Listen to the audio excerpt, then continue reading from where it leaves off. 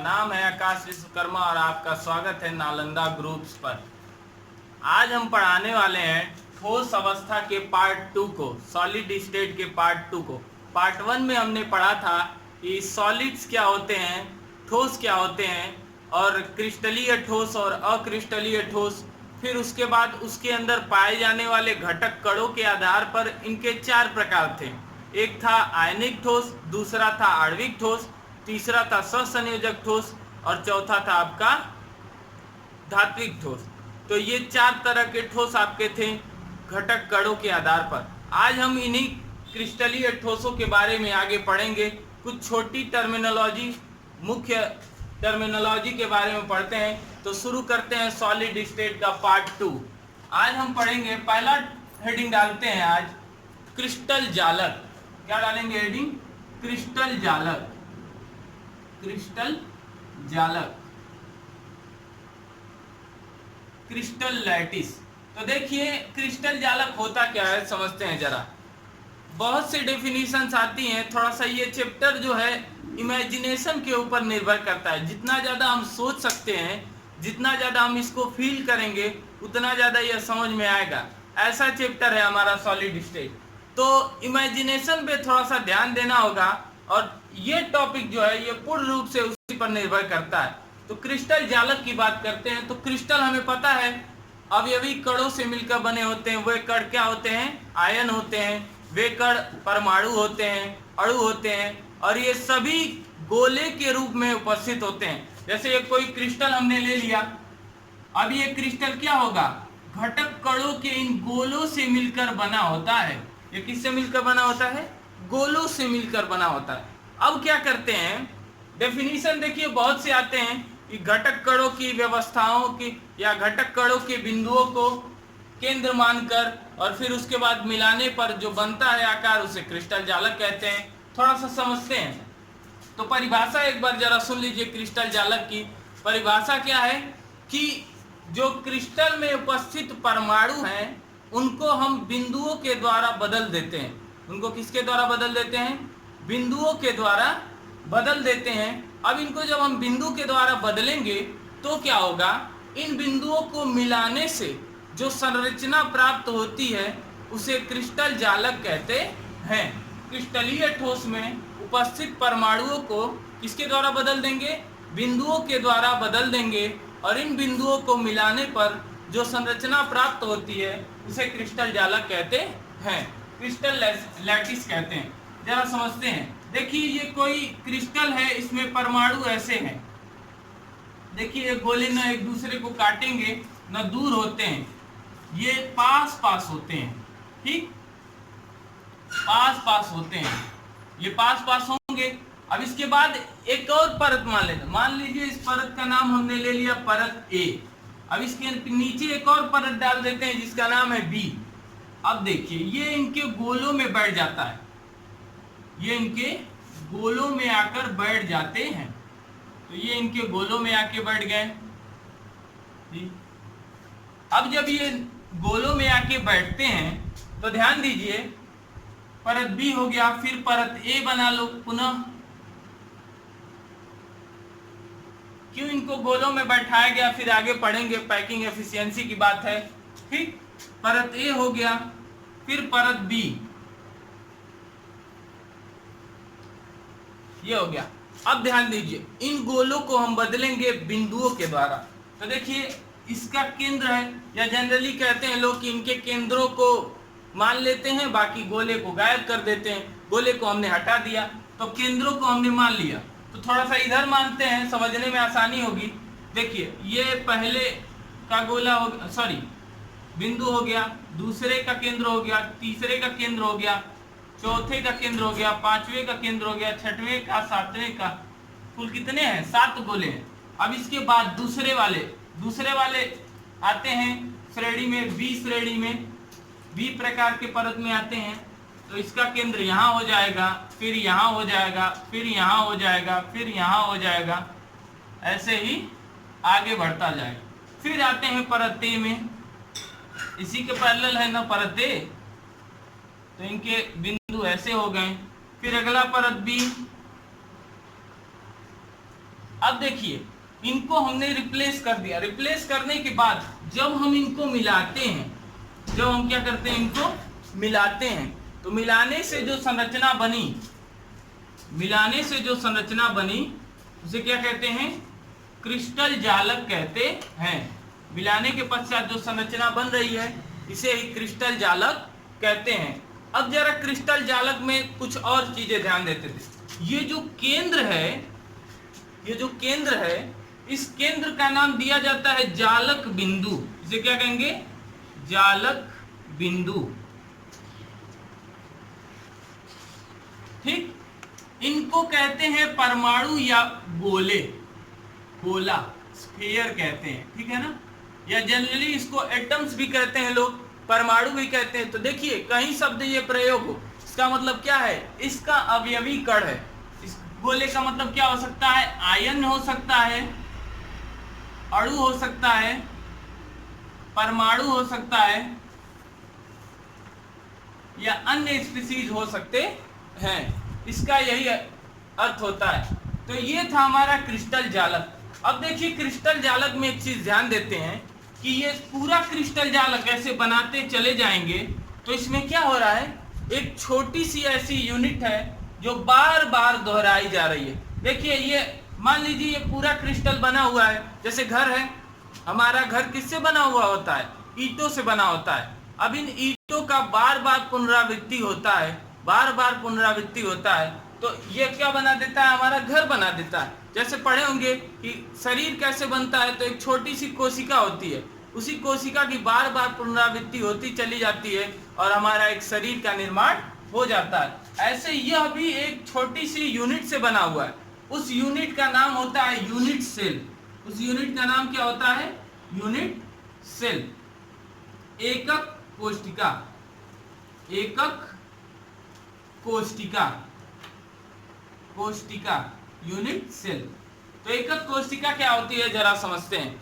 एकक कोशिका उसे कहते हैं, देखिए एकक कोशिका का मतलब क्या है, यह सबसे छोटी यूनिट है। यह क्या है, सबसे छोटी यूनिट है, किसका, क्रिस्टल जालक का, जिसकी बार बार पुनरावृत्ति से क्या बनता है, क्रिस्टल बनता है। तो सबसे पहले डेफिनेशन की बात की जाए तो डेफिनेशन है, क्रिस्टल का वह छोटा से छोटा भाग, क्रिस्टल का वह छोटा से छोटा भाग जिसमें क्रिस्टल के सारे गुण जो होते हैं मौजूद होते हैं, उपस्थित होते हैं, उसे एकक कोशिका कहते हैं।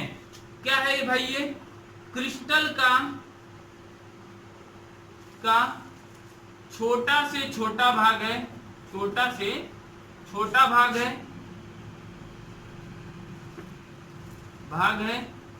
इसमें क्या होते हैं, क्रिस्टल के सभी गुण उपस्थित होते हैं, ठीक है ना। दूसरा बात क्या है, क्रिस्टल के सभी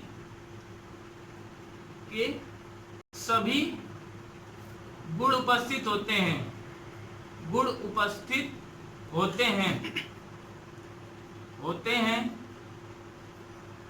तीसरी बात, इन्हीं के बार बार पुनरावृत्ति से क्या बनता है, क्रिस्टल का निर्माण होता है, क्रिस्टल का निर्माण होता है, निर्माण होता है, ठीक है ना, होता है। अब जरा समझते हैं, क्रिस्टल का निर्माण होता है तो यह सबसे छोटी यूनिट है और इसमें क्या होते हैं, क्रिस्टल के सभी गुण उपस्थित होते हैं। जरा समझते हैं गुण का मतलब क्या है। ये छोटी यूनिट का मतलब तो समझ में आ गया, जैसे ईंट है पूरी इमारत बना देती है तो छोटी यूनिट हो गई। अब क्रिस्टल के सभी गुण का मतलब क्या है, जैसे इस क्रिस्टल का मान लेते हैं रिफ्रैक्टिव इंडेक्स है 1.5, क्या है 1.5, इसका अपवर्तनांक है 1.5, क्या है इसका अपवर्तनांक है।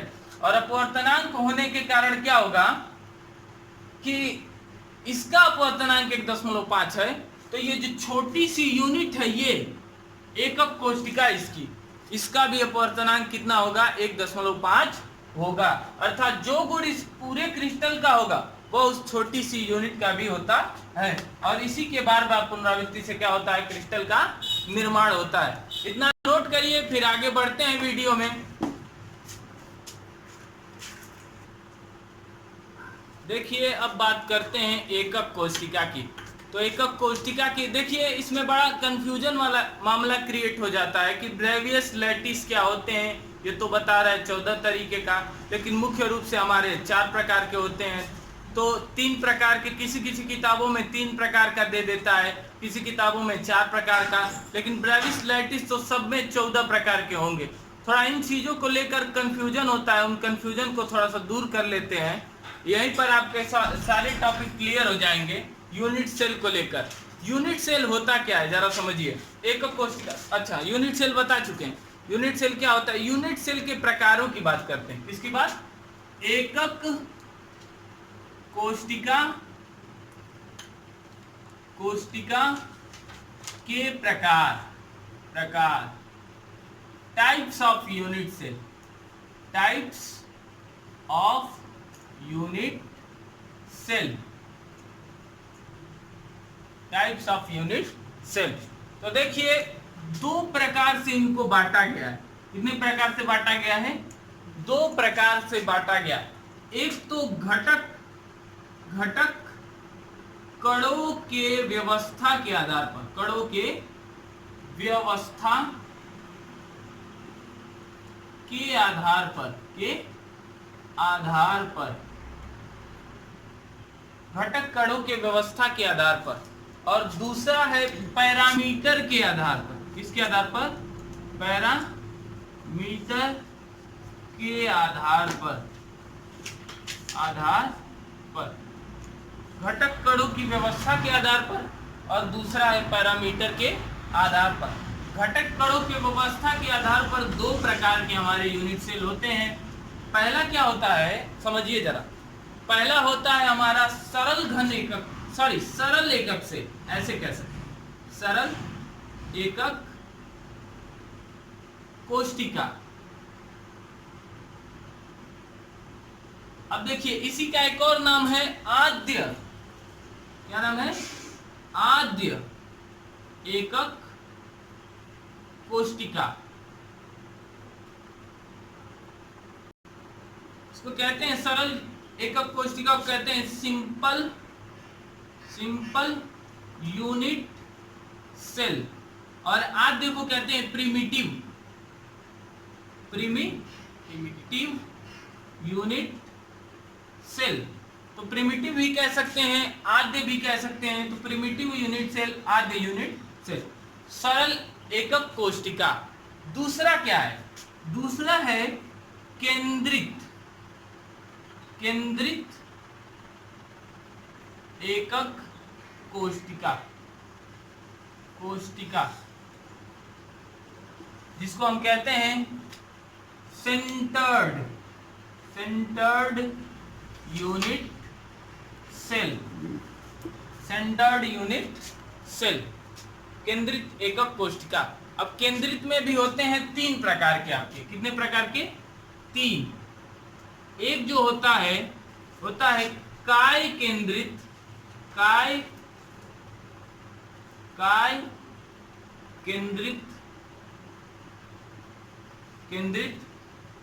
एकक कोशिका, इसको कहते हैं काय केंद्रित को बॉडी सेंटर्ड। क्या कहते हैं? बॉडी, या इसी को एक और नाम से जानते हैं अंतः केंद्रित। देखिए नाम बहुत जरूरी है इनके, यही कंफ्यूज कर देते हैं। अंतः केंद्रित एकक कोशिका,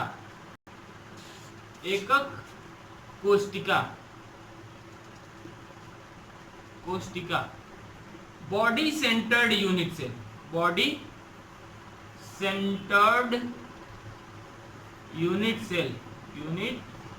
सेल।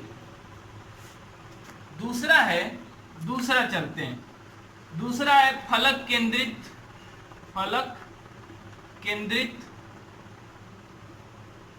एकक कोशिका,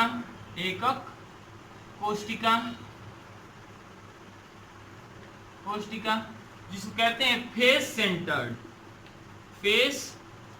सेंटर्ड यूनिट सेल, ठीक है। और आखिरी है अंत्य केंद्रित। क्या है?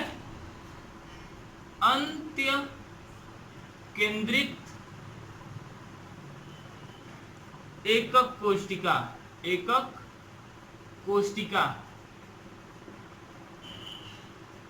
जिसको कहते हैं इंड सेंटर्ड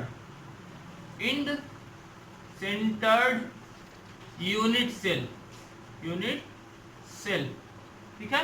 अंत्य केंद्रित एकक कोशिका इंड सेंटर्ड यूनिट सेल। तो ये था एकक कोशिका के प्रकार। देखिए, एकक कोशिका घटक कणों की व्यवस्था के आधार पर बांटे जाते हैं। तो वो होते हैं चार में भी दो प्रकार से बटे, एक सरल घन एकक कोशिका, माध्य केंद्रित एकक कोशिका जिसको कहते हैं सिंपल यूनिट सेल या प्रिमिटिव यूनिट सेल। दूसरा है केंद्रित एकक कोशिका, सेंटर्ड यूनिट सेल कहते हैं। अब देखिए, ये भी तीन प्रकार से बटे हैं, काय केंद्रित एकक कोशिका या अंतः केंद्रित एकक कोशिका, बॉडी सेंटर्ड यूनिट सेल। इसको शॉर्ट फॉर्म में कहते हैं BCC। क्या कहते हैं? BCC। दूसरा है फलक केंद्रित एकक कोशिका, फेस सेंटर्ड यूनिट सेल, जिसे कहते हैं FCC, ठीक है ना। और लास्ट है अंत्य केंद्रित एकक कोशिका, इंड सेंटर्ड यूनिट सेल। तो ये था हमारा क्या? यूनिट सेल के प्रकार। अब अगला है पैरामीटर्स के हिसाब से। तो पैरामीटर्स के हिसाब से हैं जो उन्हें कहते हैं ब्रेविस जालक। क्या कहते हैं? ब्रेविस जालक, ब्रेविस लैटिस कहते हैं। तो ये होते हैं आपके टोटल 14, ठीक है। तो अब शुरू करते हैं इन एकक कोशिकाओं को क्रमशः पढ़ना। पहले इसको आप लोग बना लें, फिर आगे बढ़ते हैं इस वीडियो में। शुरू करते हैं अब एकक कोशिका के प्रकारों के बारे में। देखिए, एकक कोशिका के प्रकार कौन कौन से थे? एक पहला था सरल घन एकक कोशिका। तो पहला है सरल घन नहीं, अभी सरल एकक कोशिका, सरल एकक कोशिका,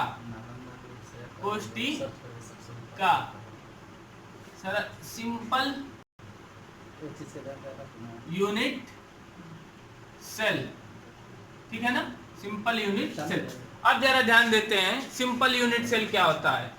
तो देखिए, अभी बताए हैं कि ये किस प्रकार से बांटा गया है, परमाणुओं के व्यवस्था के आधार पर। तो अगर हमारा एकक कोशिकाएं कहाँ हो, किसी घन के 8 कोनों पर स्थित होती हैं, तो उस एकक कोशिका को क्या कहते हैं? सरल घन एकक कोशिका कहते हैं। सरल घन एकक कोशिका कहते हैं। घन लगा लीजिए, सिंपल क्यूबिक यूनिट सेल। अब समझो जरा, सरल घन एकक सेल या सरल एकक कोशिका क्या है। ये हमारा है एकक कोशिका, एकक कोशिका है, ठीक। अब ध्यान दीजिए, एकक कोशिका में क्या है कि ये 3 डायमेंशनल इसका फिगर होगी। अब समझो जरा, इसमें 4 कोने कह रहे हैं। किसी घन के कितने कोर होते हैं? 8 कोर होते हैं कुल मिलाकर। 8 कोरों पर अगर एक एक जालक बिंदु स्थित हो, 8 कोरों पर अगर एक एक जालक बिंदु स्थित हो, तो इस तरह से बनने वाली एकक कोशिका क्या कहते हैं? सरल एकक कोशिका कहते हैं। अगर हमारे क्या हो, जालक बिंदु 8 कोनों पर स्थित हो, तो इस प्रकार से बनने वाले एकक कोशिका को सरल घन एकक कोशिका या सरल एकक कोशिका कहते हैं। सरल एकक कोशिका कहते हैं। तो पहली बात इसकी क्या हो गई? सभी परमाणु या जालक बिंदु भी कह सकते हैं आप, परमाणु कोरों पर स्थित होते हैं। कहां पर होंगे? कोरों पर स्थित होते हैं। और चूंकि घन में 8 कोर होते हैं, तो 8 जालक बिंदु 8 कोरों पर स्थित होते हैं। एक और चीज पूछा जाता है, क्योंकि उसका यूज आगे है लेकिन यहीं पर पढ़ लेते हैं कि इसमें पूछ देगा आपको कि बताइए गोलों की संख्या कितनी होती है। क्या क्या पूछ देगा? गोलों की संख्या, नंबर ऑफ स्फीयर्स गोलों की संख्या, ठीक है ना। तो गोलों की संख्या जरा ज्ञात कर लेते हैं। देखिए यह घन है, अब इस घन का कितना भाग क्रिस्टल के अंदर आता है, जरा इस पर चर्चा करते हैं। तो देखिए यह हमारा घन हो गया। एक किसी गोले को उठा लेते हैं, किसी एक गोले को उठाइए। तो इस वाले गोले को हमने उठाया, अब ध्यान दीजिए, इस वाले गोले को हमने उठाया तो यह गोला ऐसे है, ठीक, यह गोला ऐसे है क्रिस्टल के प्लेन पर, तो इसका आधा भाग नीचे रहेगा और आधा भाग ऊपर चला आता है। अर्थात जब इसको हम हटाएंगे तो कुछ इस तरह का भाग बचेगा, ये ऊपर वाला तो कट गया। चाकू लेकर हम इसकी शार्पनेस को बढ़ाते हैं, तीक्ष्णता को बढ़ाते हैं।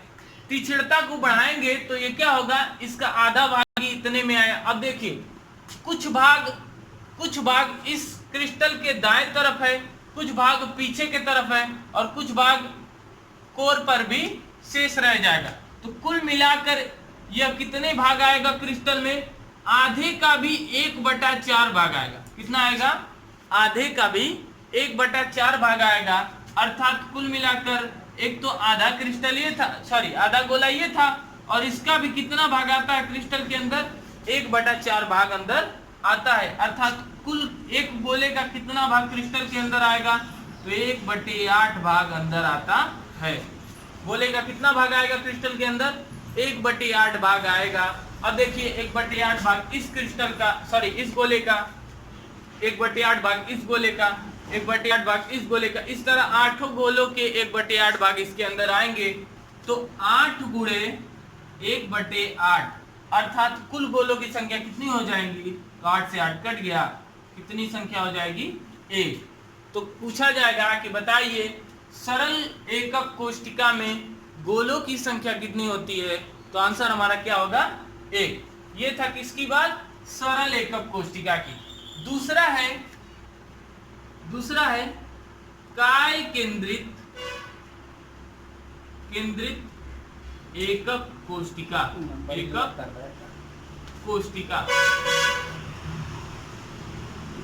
काय केंद्रित एकक कोष्टिका दूसरा नंबर है। समझिए काय केंद्रित एकक कोष्टिका क्या होती है, जरा समझिएगा। काय केंद्रित, इसको कहते हैं, या इस एक और नाम बताए थे इसका, क्या है? अंतः केंद्रित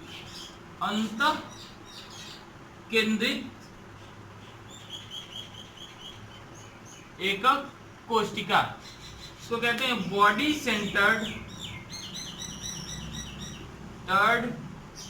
unit cell. Body centred unit cell. अब ध्यान दीजिए, एक हमारा हो गया क्रिस्टल, ठीक। अब इस क्रिस्टल के 8 कोनों पर हमारे क्या होंगे? 8 जालक बिंदु स्थित हैं। 8 कोने पर क्या है? जालक बिंदु स्थित हैं, ठीक। अब ध्यान दीजिए, एक गोला क्या होता है, इस पूरे बॉडी के अंदर आ जाए। कहाँ आ जाए? इस पूरे बॉडी के अंदर, यहाँ पर पूरा एक गोला है, ठीक। तो इस प्रकार से बने हुए क्रिस्टल को क्या कहते हैं?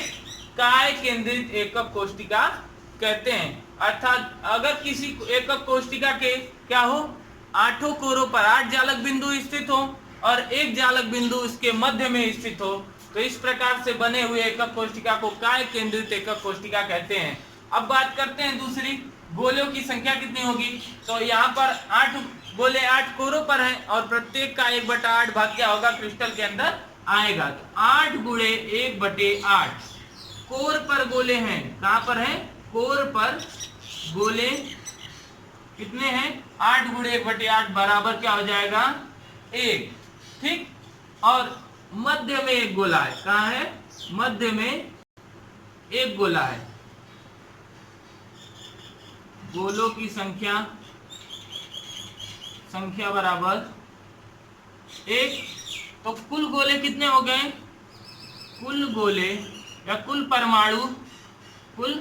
परमाणु अगर पूछ दिया जाए आपसे तो क्या कहेंगे, 1 + 1, 1 + 1 तो बराबर कितना हो जाएगा, 2। तो कुल परमाणु अगर काय केंद्रित एकक कोष्टिका में पूछेगा, नंबर ऑफ स्फीयर्स, परमाणुओं की संख्या, या एक और नाम इसको दिया जाता है रैंक ऑफ सेल। सेल का रैंक क्या होता है, क्या पूछ देगा, रैंक, रैंक पूछ देगा। रैंक बताइए सेल का कितना होगा, तो क्या बता देंगे, 2 होता है। रैंक को जेड के द्वारा प्रदर्शित करते हैं। रैंक को किससे दिखाते हैं, जेड के द्वारा प्रदर्शित करते हैं। पूछ देगा बताइए कि काय केंद्रित घन एकक कोशिका की रैंक बताइए, तो कितना बता देंगे आप कि 2 होता है। ठीक है, इतना नोट करिए, फिर आगे बढ़ते हैं इस वीडियो में। अब बात करते हैं फलक केंद्रित, किसकी बात करेंगे, फलक केंद्रित एकक कोशिका, एकक कोशिका, face centred unit cell, face centred unit cell. ठीक है ना। अब जरा समझते हैं फेस सेंटर्ड यूनिट सेल की बात करते हैं। तो देखिए फलक केंद्रित घन एकक कोशिका क्या होती है, समझिए। जब जालक बिंदु 8 जालक बिंदु 8 कोनों पर होंगे, ठीक, समझते हैं जरा।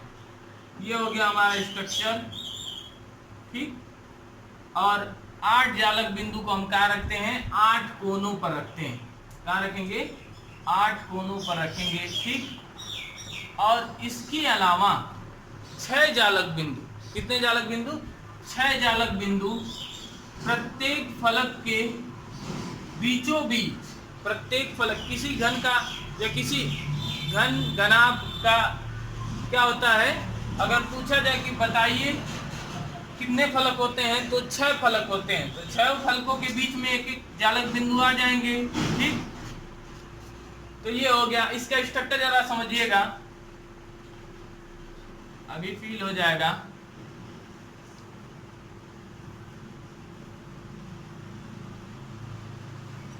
तो ये इसके जालक बिंदु हैं, ठीक।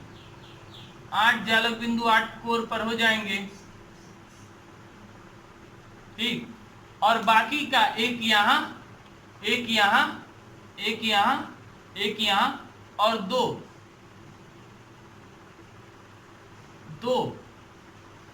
दो अलग अलग फेसों में होते हैं। एक इस फेस में हो जाएगा और एक इस फेस में हो जाएगा, ठीक है ना। तो ये कुल मिलाकर कितने जालक बिंदु हो गए, 8 कोर पर हो गए और 6 प्रत्येक फलक के बीच में हो जाएंगे। तो इस प्रकार से बनी एकक कोशिका को क्या कहते हैं, फलक केंद्रित एकक कोशिका। अब बात कर लिया जाए गोलों की। अब उतना डिटेल में नहीं चलते हैं क्योंकि पीछे से यही चीजें रिवाइज होती जा रही हैं, आगे भी एक में होगा। तो अब बात करते हैं किसकी, गोलों की संख्या की, नंबर ऑफ स्फीयर्स, या सीधे हम कह सकते हैं जेड। जेड की बात करें तो जेड कितने हैं भाई, कोर पर गोले, गोले कितने हैं, तो 8 हैं गुणे 1/8 बराबर 1। और फलक पर गोलों की संख्या कितनी है भाई, तो फलक पर गोलों की संख्या बात की जाए तो देखिए एक यहाँ है, एक यहाँ है, एक यहाँ है और 6 फलकों पर हैं। कितने गोले हो गए, 6 गोले हो गए। अब जरा समझिएगा, एक फलक की बात की जाए, अगर एक फलक की, तो एक फलक है और यहाँ पर इस गोले को रख दिया गया है। अब इस गोले को जब रख दिया गया है तो अब इसका आधा भाग इस क्रिस्टल में चला जाएगा और आधा भाग ऊपर रहेगा। या जनरली एक बात किया जाए, इसके ऊपर हमने क्या कर दिया, एक और परत ला के रख दिया। तो एक और परत ला के रखते हैं जब, और रखेंगे तो क्या होगा, समझिए, एक और परत को हमने ला के रख दिया तो इसका आधा भाग जो होगा ऊपर वाले परत में चला जाएगा और आधा भाग नीचे वाले परत में रहेगा। इसका आधा भाग ऊपर वाले परत में चला गया, आधा भाग नीचे वाले परत में रहेगा। अर्थात इस गोले का 6 गोले हैं तो इन 6 गोलों का आधा भाग ही क्या हो रहा है, क्रिस्टल के अंदर आ रहा है। अर्थात क्या हो जाएगा, फलक पर गोलों की संख्या तो 6 गुणे 1/2 बराबर क्या हो जाएगा, 3। 3 हो जाएगा। तो कुल गोलों की संख्या बताइए जरा, कुल गोले बराबर कितना हो जाएगा की संख्या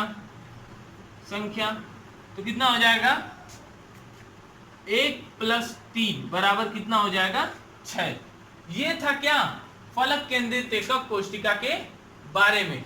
अब आखिरी बचता है आपका अंत्य केंद्रित एकक कोष्टिका।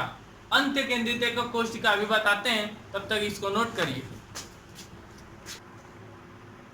अब बात करते हैं अंत्य केंद्रित एकक कोष्टिका की। इसकी बात करेंगे अंत्य केंद्रित एकक कोष्टिका की। अंत्य केंद्रित एकक कोष्टिका इंड सेंटर्ड यूनिट सेल की बात की जाए। अब जरा ध्यान दीजिए एंड सेंटर्ड क्या होता है। ये हमारा वही पुराना क्रिस्टल हो गया, ठीक। अब इसके 8 कोनों पर 8 जालक बिंदु स्थित है। 8 कोनों पर क्या है 8 जालक बिंदु स्थित है, ठीक है ना।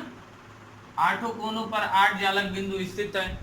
अब 2 जालक बिंदु क्या है विपरीत फलकों में, क्या हो विपरीत फलकों में स्थित हो, तो इसे क्या कहते हैं इंड सेंटर्ड यूनिट सेल या अंत्य केंद्रित एकक कोष्टिका कहते हैं।